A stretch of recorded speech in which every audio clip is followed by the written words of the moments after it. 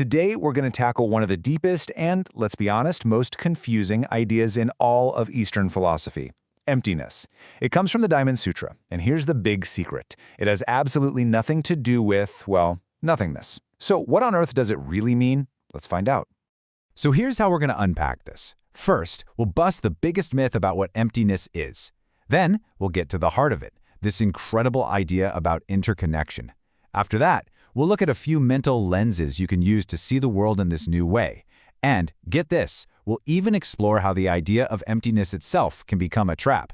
And finally, we'll see how this all leads to a profound kind of wisdom. Okay, first things first. We have to clear up the #1 misunderstanding about emptiness right now. Seriously, when you hear the word empty, what's the first thing that pops into your head? For most of us, it's a void, right? A vacuum. Just a whole lot of nothing. But in this context, it's actually something way more dynamic and frankly a lot more exciting. And this is the absolute key difference. On one hand, we have our common idea, emptiness as a total void. But on the other hand, we have the real philosophical concept. It's not that things don't exist, it's that they don't have a solid, fixed, independent identity all on their own. Right, so here it is. Śūnyatā, or emptiness, basically means that nothing exists in a vacuum. Everything comes into being because of other things. You know, a tree isn't just a tree, it's a whole process involving soil and water and sunlight and air. If you take away any one of those conditions, the thing we call a tree changes. It has no independent tree-ness. This idea is also tied directly to another big concept, impermanence. And it makes perfect sense when you think about it.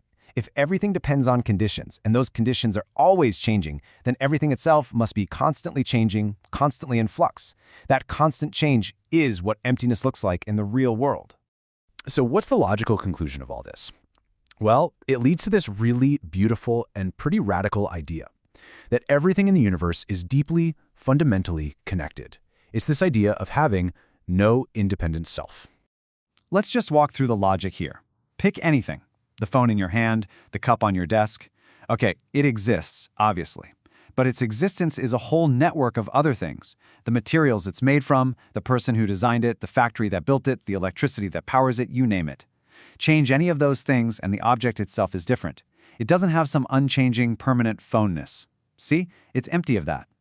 Okay, that's a huge idea to wrap your head around. So how do we actually start to see the world this way? Well, thankfully, the source gives us a kind of mental toolkit, a few different lenses we can use to perceive this interconnected reality. This first framework is just brilliant. Think of it in 3 stages. First, the Gongguan lens. You see things as empty, kind of like a reflection in a mirror. They're not totally solid.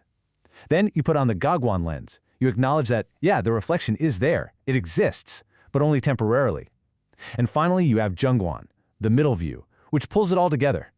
You see things as both empty of a fixed self and provisionally real at the same time, without getting stuck on either idea. And here's another really useful way to look at it. First, you look inward and realize the emptiness of yourself. You're not some fixed entity, you're a process that's always changing. Then, you look outward and see the emptiness of the world out there.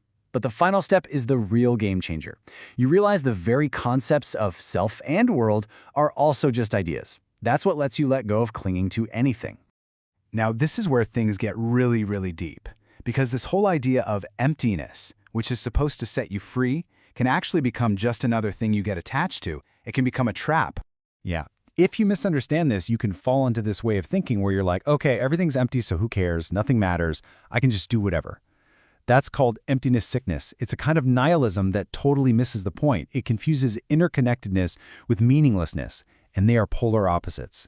So, what's the cure for this sickness? Well, it's a bit of a mind bender. You have to realize the emptiness of emptiness itself. The point is that emptiness is not some final absolute truth you're supposed to discover and then cling to. It's just a tool. It's like a raft you build to get across a river.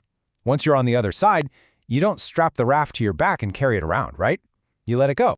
There's this famous line from the sutra, all forms are illusory. This is the first half of the whole insight. It's what's known as true emptiness, just recognizing that nothing we perceive has a solid, permanent reality.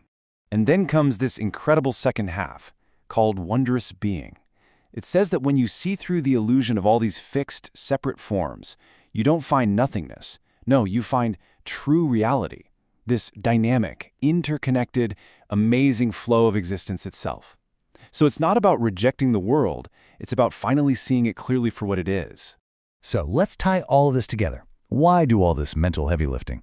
What's the ultimate goal of trying to understand something as tricky as emptiness?